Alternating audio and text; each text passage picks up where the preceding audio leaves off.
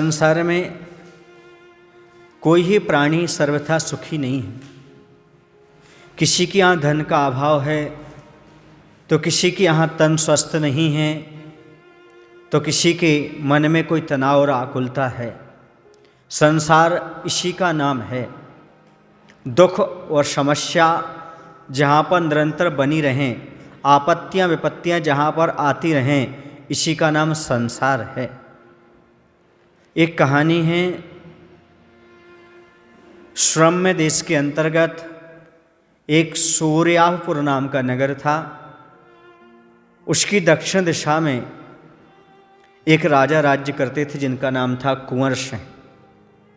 उनके पास कोई भी चीज़ की कमी नहीं थी। राजा महाराजाओं के पास क्या कमी होती है, फिर भी वह अस्वस्थ बने रहते थे और हमेशा दुखी रहते थे। उन्होंने बहुत सारे वैद्यों को बुला लिया और इलाज भी किया, लेकिन वह स्वस्थ नहीं हुए। राजा की बीमारी बढ़ती गई, सारे नगर में यह बात फैल गई। एक संत थे, उन तक ये बात पहुंची कि राजा कभी स्वस्थ नहीं हो पा रहा है। संत को हंसी आई और संत समझ गए कि जो परिग्रह के साथ जी रहा है और बिना मेहनत के रह रहा है और परिग्रह रख कर के जो जिएगा उसकी कभी मानसिक स्वस्थता नहीं रह सकती, और जो बैठा बैठा खाएगा वो कभी शरीर से स्वस्थ नहीं हो सकता। क्योंकि परिग्रह से मानसिक तनाव, टेंशन, दुख बढ़ते हैं और श्रम ना करने से, परिश्रम ना करने से शरीर में रोग बढ़ते हैं, कभी स्वास्थ्य लाभ नहीं होता। तभी तो लोग योगासन की ओर बढ़ रहे हैं, क्योंकि कुछ ना कुछ शरीर से यदि आपको काम लेना है तो व्यायाम करना आवश्यक है, शरीर के लिए श्रम देना आवश्यक है। यदि मशीन बहुत दिन तक रखी रहे तो जाम हो जाती, जंग लग जाती है। वैसे यदि शरीर पड़ा रहे तो यह भी अस्वस्थ हो जाता है, उसमें भी कोलेस्ट्रॉल आदि बढ़ जाया करते हैं। इसलिए शरीर की स्वस्थता चाहते हो तो परिश्रम करना चाहिए, और यदि मानसिक स्वास्थ्य चाहते हो तो परिग्रह को कम करना चाहिए, हल्का होना चाहिए।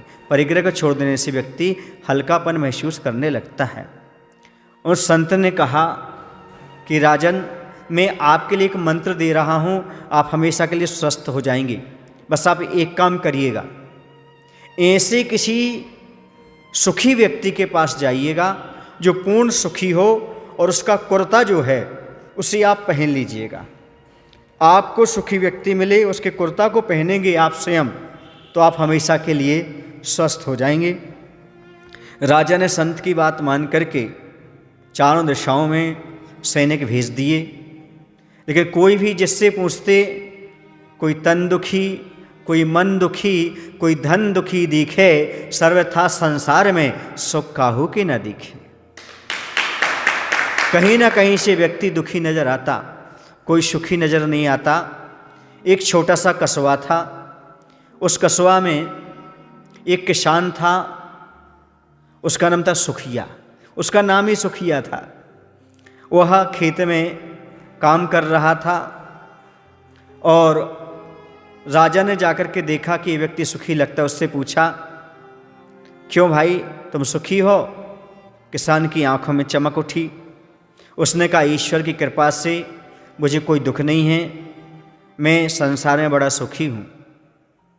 लेकिन उसने सोचा, अभी सुखी लग रहा है, चलो इससे अपन कुर्ता मांग लेते हैं। लेकिन देखा वह मात्र किसान धोती पहने था और उसके शरीर पसीना से तरबतर था, वह मेहनत कर रहा था।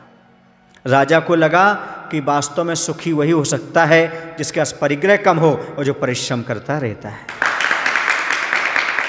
वैसे संसार में कोई सुखी नहीं है, लेकिन परिग्रह जिसके पास है उसके पास सुख शांति कभी मिल ही नहीं सकती।